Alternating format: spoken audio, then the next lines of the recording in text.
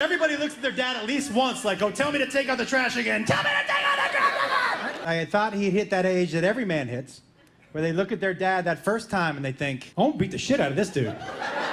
There were multiple times I looked at him and I was like, I'm gonna do it right now. I'm just gonna start fucking swinging.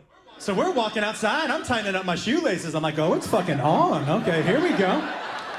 And I'm planning on just poking him in the neck once really hard to slow him down and shit. Father of the year. Now, I grew up with 3 older brothers. We all wrestled or fought my dad at least once growing up. But I remember when my oldest brother, the first time he decided he was gonna fight my dad. This is one of my favorite stories ever of my grandfather. So me and my other 2 brothers are in my room. We're all under the age of 10. I'm probably like 6. My oldest brother's probably like 16. And he walks into the room super serious.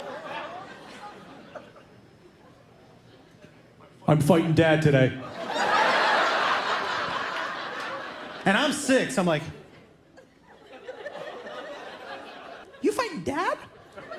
That's right, I'm fighting dad. You guys got my back? Fuck yeah, we got your back. We got your back. You know what he sounds like?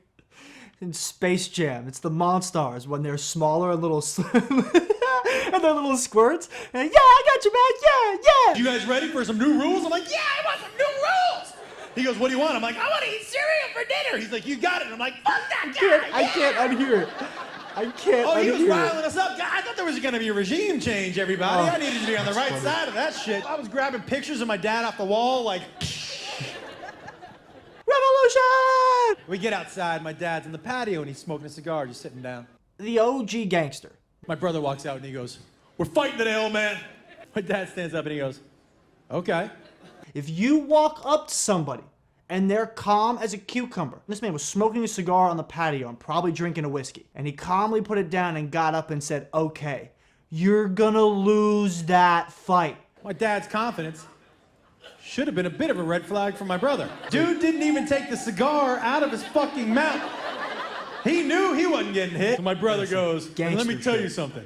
And before he could get another word out of his fucking mouth, my dad kicked him in the nuts so hard. And he fell on the ground, right?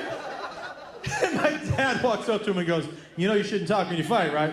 And walked in the house like a fucking gangster. I guarantee you, nobody in that house tried to fight him ever again. You grow up going, no, man, see, I'm angry at dad, but I'm never going to get angry enough to where I want to get kicked in the nuts on the patio. And we all walk past him like, yeah, you shouldn't talk when you fight. Bing, bing, bing.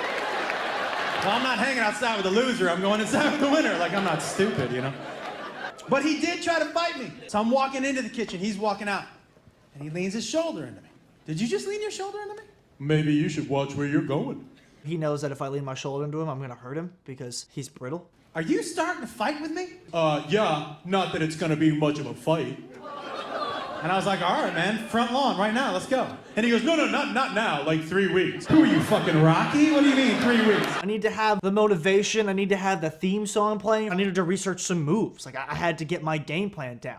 Although, now looking back at it, I could have just danced around him in circles for 3 minutes and we would have been good. So I called my dad on the phone. We all fought you, right? He goes, yeah.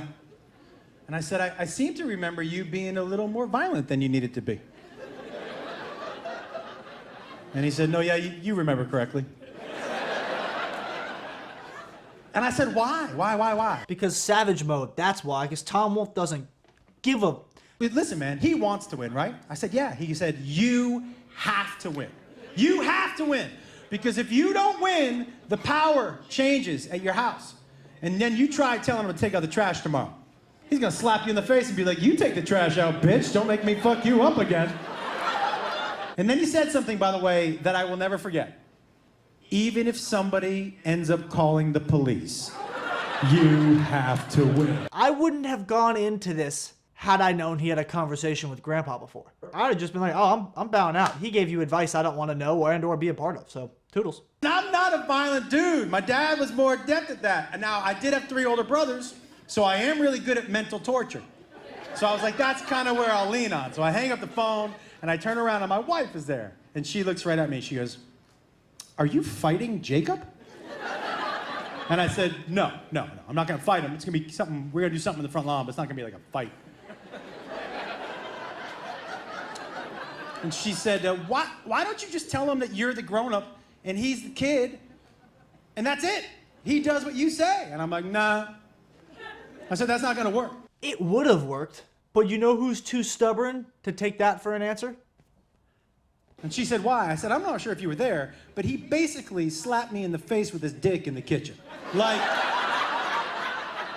And a little over the top. Not at all. What happened? there's only one response.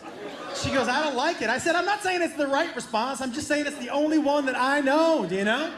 And she said, I don't think this is a good idea. And then I maybe got a little too cocky. And I said, I'll let you know when I have a bad idea. And she was like, oh, okay. Like that right there is a foreshadow. He's gonna lose. So I know I gotta start torturing my son, right?